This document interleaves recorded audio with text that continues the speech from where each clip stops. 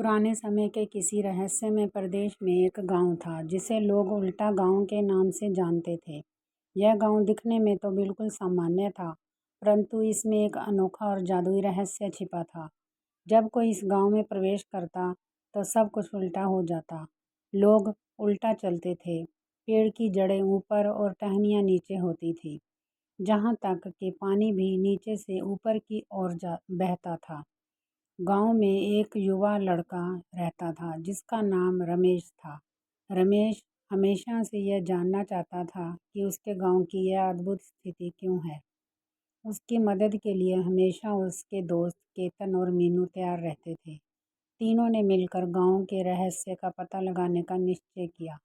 एक दिन जब रमेश, केतन और मीनू गांव के पुराने पुस्तकालय में असाधारण किताबें पढ़ रहे थे, तब उन्हें एक पुरानी पांडुलिपि पाई।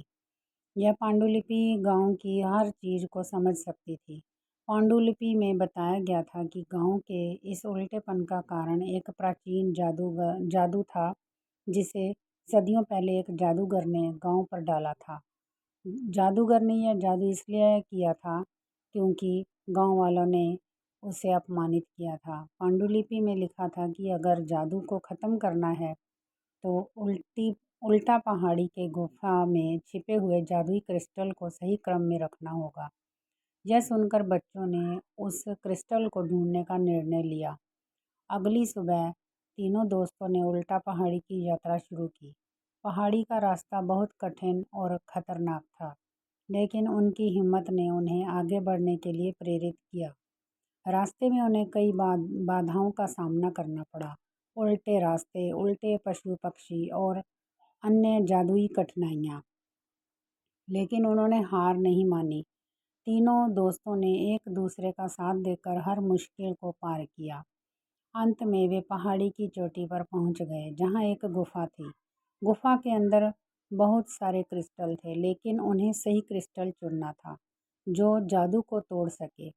उन्होंने ध्यान से हर क्रिस्टल को देखा और पाया कि एक खास क्रिस्टल अलग चमक रहा था। रमेश ने उस क्रिस्टल को उठाया और जैसे ही उसने क्रिस्टल को उल्टा रखा, पूरी गुफा चमक उठी। क्रिस्टल की छवि गांव पर प्रकट हुई और धीरे धीरे यह हर चीज सही हो गई।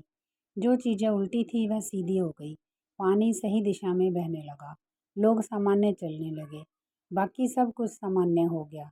गांव वाले इस चमत्कार को देखकर हैरान रह गए और रमेश, केतन और मीनू को धन्यवाद देने लगे।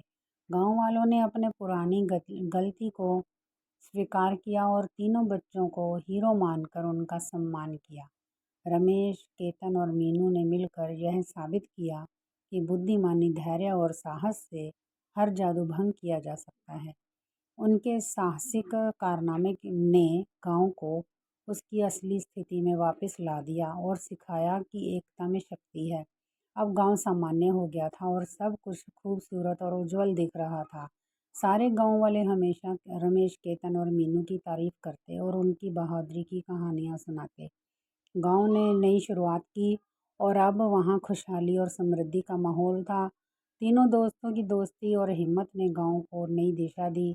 इस प्रकार जादुई उल्टा गांव की कहानी एक महत्वपूर्ण संदेश देकर समाप्त होती है कि कितनी भी कठिनाइयाँ क्यों ना हो, ईमानदारी, धैर्य और साहस से सभी परेशानियों का हल किया जा सकता है।